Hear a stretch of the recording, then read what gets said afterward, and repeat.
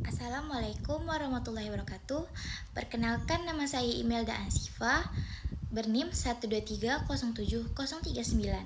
Di sini saya akan menjelaskan tentang laporan keuangan BSI pada bulan Februari, dan saya menganalisisnya tiga, yaitu satu, analisis industri pada Bank Syariah, 2.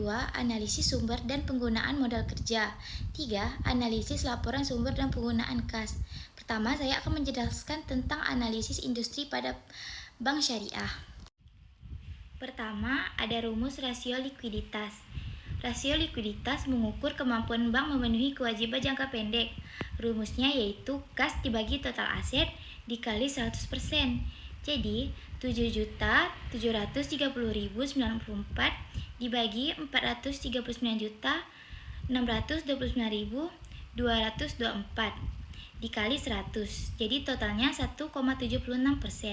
Kesimpulannya, likuiditas Bank Syariah Indonesia cukup baik karena memiliki kas untuk memenuhi kebutuhan operasional jangka pendek. Dan yang kedua ada rasio profitabilitas atau disingkat ROA, mengukur kemampuan bank menghasilkan laba dan total aset. Rumusnya, laba bersih dibagi total aset dikali 100%. Perhitungannya, 1.357.511 dibagi 439.629.224 dikali 100%, yaitu hasilnya 0,31%. Kesimpulannya, bank mampu menghasilkan laba dari aset yang dimiliki, meskipun persentasenya masih relatif kecil. Yang ketiga ada rasio solvabilitas, mengukur kemampuan bank memenuhi seluruh kewajiban dengan modal yang dimiliki. Rumusnya, total ekuitas dibagi total aset dikali 100%. Dihitung 531.116.031 dibagi 439.629.224 dikali 100%, yaitu hasilnya 12,8%. Dan yang kedua, saya menganalisis sumber dan penggunaan modal kerja. Pertama, modal kerja bersih. Rumusnya, modal kerja bersih adalah aset lancar dikurang utang lancar. Perhitungannya, aset lancar yaitu kas bernilai 7.730.094. Penempatan BI 28.933.897. Ketiga, penempatan bank lain 3.046.669. Total aset lancarnya yaitu 39.710.660. Dan utang lancarnya ada di simpanan dana wadiah bernilai 91.338.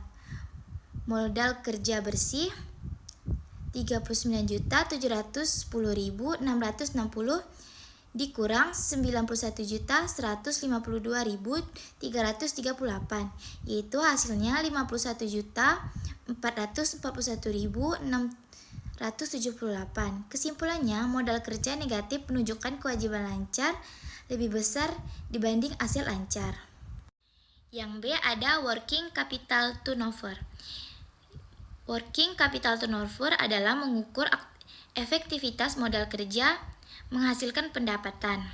Rumusnya, working capital turnover itu adalah pendapatan dibagi modal kerja, yaitu perhitungannya 4.857.400 dibagi 51.441.678, yaitu hasilnya 0,09 kali.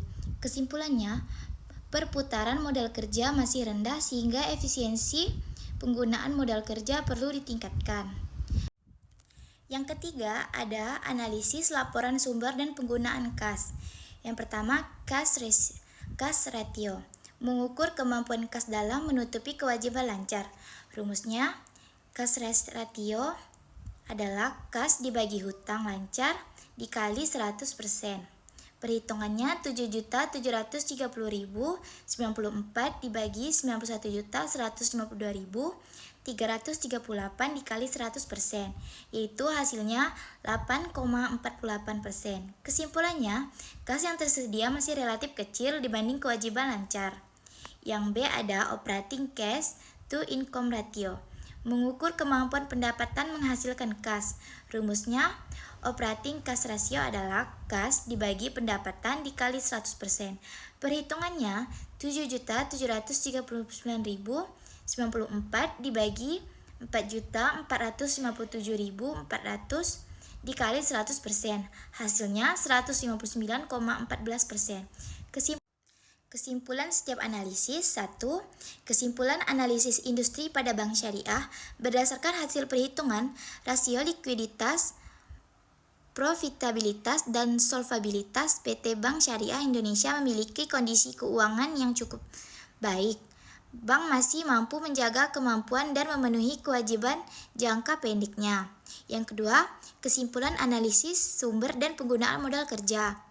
Hasil analisis menunjukkan bahwa modal kerja perusahaan masih kurang efektif karena kewajiban lancar lebih besar dibanding hasil lancar. Dan ketiga, kesimpulan analisis laporan sumber dan penggunaan kas. Berdasarkan analisis kas, perusahaan memiliki kas yang cukup untuk mendukung kegiatan operasional sehari-hari. Namun jumlah kas dibandingkan kewajiban lancar masih relatif kecil sehingga pengelolaan kas perlu diperhatikan dengan baik. Baik, sekian dari saya, Imelda Ansifa dari kelas 6A Perbankan Syariah. Terima kasih.